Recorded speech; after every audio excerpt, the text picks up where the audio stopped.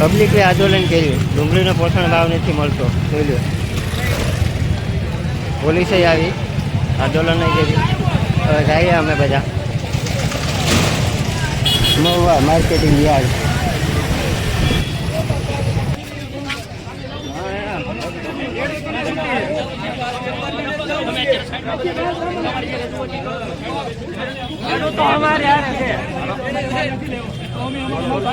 તમે જેને તમારો માલ બહાર જાય કે ના જાય, માલ વેચાઈ ગયેલો છે તો બહાર જાય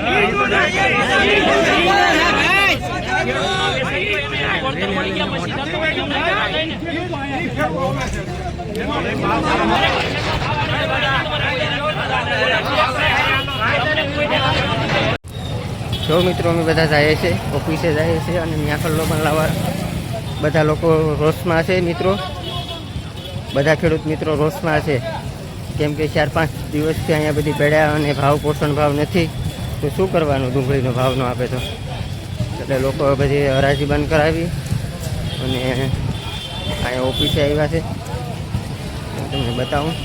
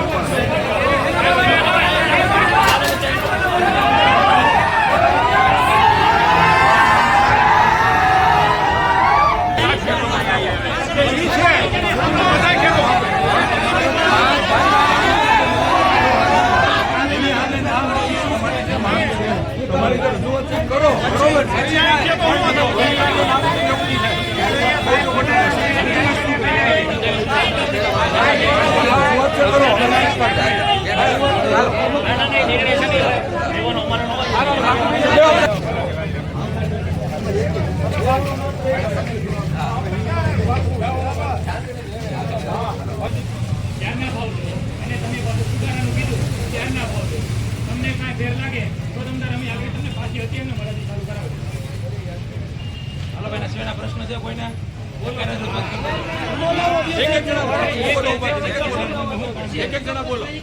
રૂપિયો નો છોકરાને ચોકલેટ લેવાના નથી. 5 રૂપિયા 10 રૂપિયા 5 રૂપિયા બોલે વધે. ઉભા થઈને બોલો. આપણે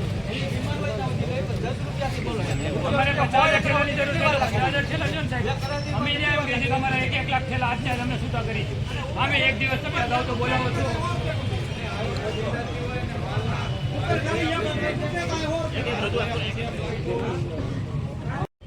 તમારા માલનું વેચાણ આવે ને, એ વેચવાની અમારે જરૂરિયાત હોય. નો લાવી તમારી જવાબદારી છે. હવે આ બધા પ્રશ્ન આવ્યા ને ભાઈ, જો ભાઈ એના જવાબ આપી દઉં છું. પ્રશ્નના જવાબ આપી દઉં છું ભાઈ. આ યાર્ડ છે ને 1958 માં બન્યું. જેથી રૂપિયો નખાય છે ને આટલા વર્ષ થયા છે નખાય છે રૂપિયો. 76 વર્ષથી રૂપિયો નખાય છે. અને 2000 રૂપિયા ભાવ થયા ને ત્યારે રૂપિયો જ નાખતા હતા, અને 60 રૂપિયા મણ વેચે ત્યારે રૂપિયો જ નાખતા હતા. એટલે ત્યાં લગી કોઈ વાંધો હતો નહીં. વેચમાં નહીં બોલતા ભાઈ. હવે વેચમાં નહીં બોલતા ભાઈ. વેચમાં નહીં બોલતા હવે. હા, એટલે એનો આપણે જવાબ તમને આપી દીધો. અને ભાવ હોય ને તો રૂપિયો હોય કે 5 રૂપિયા હોય કે 10 રૂપિયા, એનાથી કોઈ ફેર ન પડે. બરોબર, અમારે તો 400 રૂપિયા જ મૂકવા હોય, પણ ખરેખર માલ એવો હોય તો 350 મૂકતા હોય, 300 મૂકતા હોય, 200 રૂપિયા મૂકતા હોય. કદાચ 20 વધે અમુક માલમાં ઊંચી ડિમાન્ડ આવી ગઈ, 25 વધે, 50, 200 વધતા હોય. એટલે એ કાંઈ આપણે કાંઈ બહુ વસ્તુ કાંઈ એવી નથી. આજનો મેઇન પ્રશ્ન જે છે બધા ખેડૂતોને એક જ છે કે ભાવમાં 150 રૂપિયા ઘટ્યા. એ બાકીના બધા પ્રશ્ન છે એ તો કઈ બી માટે છે જ, અને બધી વસ્તુમાં છે. અનાજની હરાજીમાં થાય છે, સફેદમાં રૂપિયો વધ્યો ને છે તો 500 મેસામ ત્યાં રૂપિયો ચાલે, છે. બરોબર, બધી જગ્યાએ રૂપિયો હાલે છે. અને સુધારો કરવો હોય તો અમારે કમિટીમાં નિર્ણય કરશો, તમારી રજૂઆત હું લઈ લઉં છું. બરોબર ને, 5-5 કરું. બરોબર, હાલો એવડે આપણે કમિટીમાં નિર્ણય કરશું. અમારે 2 મહિના પર 2 મહિના પર 2 અત્યારે ભાઈ એ મુદ્દા ઉપર આવ્યો નથી. રૂપિયા 5 રૂપિયાના જવાબ દેવો હોય આ ડુંગળીનો શું કરવાનો પ્રશ્ન મેન છે. 1 લાખ થેલા વેચવા ન વેચવા એ મેન છે. નવી જાહેરાત મૂકી હતી, ઘણા ખેડૂતનો ફોન આવ્યા કે ભાઈ અમારી ગાડી નીકળી ગઈ છે, થેલા ભરાઈ ગયા છે, આવવા દે અને એટલા ઉતારશું, પણ હરાજી ક્યારે થાય નક્કી નથી. આજે અમારા ખેડૂત ભાઈઓ કહે પછી હરાજી થશે, ત્યાં લગી હરાજી થશે નહીં. 1 લાખ થેલા છે ભાઈ. હું ત્યાં હતો જ્યારે હરાજી અટકીને આવ્યો અને તમે બધા કીધું એ પ્રમાણે હરાજી ચાલુ કરાવી અને એ પ્રમાણે જેવા માલ હતા ને એવા ભાવ હતા.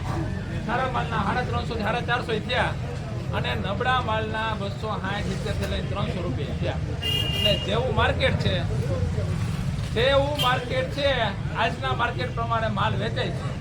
અને ત્યારે પણ મેં કીધું હતું અને અત્યારે પણ કહું છું કે જે લોકોને વેચવી હોય એ વેચે, જેને નથી વેચવી ન વેચે, જેને વેચવી છે ને આપણે અટકાવાય નહીં. ત્યારે પણ કીધું હતું, અત્યારે પણ કીધું ભાઈ વચમાં બોલમાં આવે જો પેલા સાંભળી લેવાનો. અમે તમને સાંભળી લીધા તમને, હવે સાંભળો. આ 100 જણા છે અહીંયા, આજ 2000 ખેડૂત હતા ત્યાં, કેટલો આવ્યો ને ત્યારે, હવે કેટલા વેચે આપણે 100, એમાં 50% કદાચ માલનું વેચાણ થઈ ગયું હશે, 50% બાકી હશે. પાછળ ઉભા ને બધે મારી પાસે હમણાં આવ્યા તો સાહેબ હવે એ કોટા નીકળી જાય ઓલું થયું, મને બધી ખબર છે, પણ ખેડૂતોની રજૂઆત હોય એટલે મારે હરાજી ચાલુ કરાય નહીં. છતાં પ્રયત્ન કરી હરાજી ચાલુ કરી, પણ તોય હો જે કરો એટલે વેપારી એવો કે ભાઈ હવે હરાજી બંધ કરો, અત્યારે આમાં મજા ન આવે. બાકી જેવો માલ એવા પૈસા થાય છે. આપણે તમે બધા કહો તો હાંકવાની છે, બાકી બંધ રહે તો બંધ. અને મારી વિનંતી એવી છે કે આ 1 લાખ થેલા વેચાવા જોવે, પછી આપણે યાર હમણાં બંધ રાખી દે અઠવાડિયું 2 દી, પછી એ કહે ભલે 5 લાખ થેલા આવે ને પછી જે ભાવ થાય જેના નસીબમાં હોય આવે. આનાથી કઈ સોલ્યુશન આવવાનું નથી.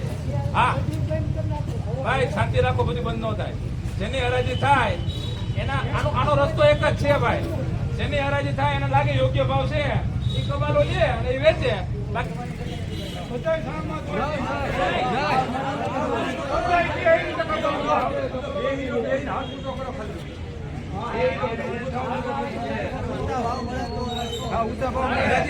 પડશે ને પૂરતા ભાવ મળ્યા કે નહીં?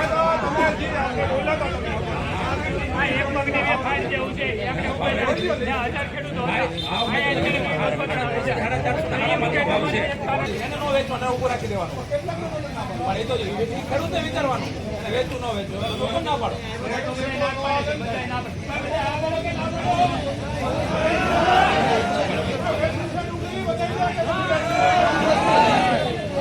જેને નો વેચી ઉચ્ચારણી કરો ને ખબર પડે અમને ભાઈ. કોને વેચવી છે ભાઈ?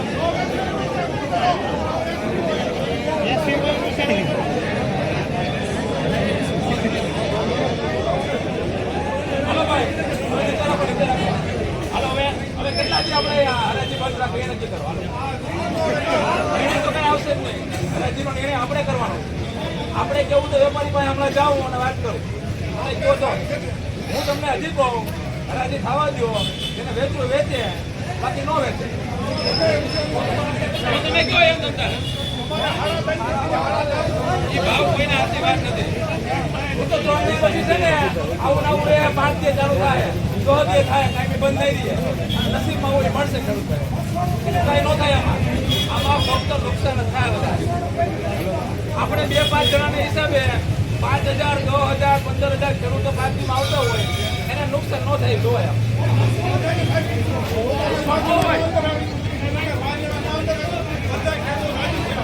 કાંઈ વાંધો નહીં ભાઈ. જો હવે ગોવા માર્કેટિંગ યાર્ડનો નિર્ણય તમને કહી દઉં છું. આ જેટલા ખેડૂતો ભાઈ ઊભા એ બધા સાંભળી લેજો. જેને ન વેચવું હોય તમે તમારે ઘરે જવું હોય ને વકલે બેસવું હોય, તમારા શેઠ પાસે જવું હોય કરજો ને ત્યાં પૂછે ના પડો. એટલે ભાઈ જેને હરાજી ન કરવી હોય એ પોતાના માલની ડિમાન્ડ નહીં મૂકતા. બરોબર, 3 વાગે એક વખત હજી પ્રયત્ન કરવામાં આવશે. અમે હરાજી કરશું.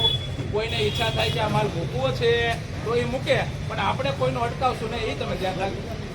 તમારે ન મૂકવું, જેને વેચવું હોય ને વેચવા દેજો.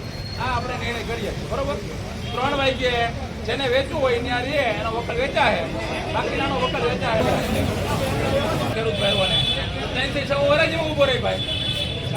અને બીજી વસ્તુ આપણે લેવાનું નથી, પણ આ 1 લાખ થેલા વેચવા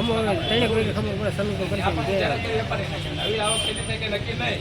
પણ આ 1 લાખ પેલામાં યોગ્ય ભાવ આવે થોડા આપણે પ્રયત્ન કરવાના છે. હવે આ ભાઈ બોલે પછી આ ભાઈ છે એ પ્રમાણે આપણે આગળ વધીએ. એક મિનિટ તમે સાંભળો ખાલી.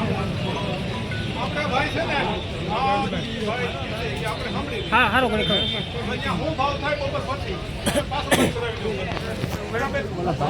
ભળી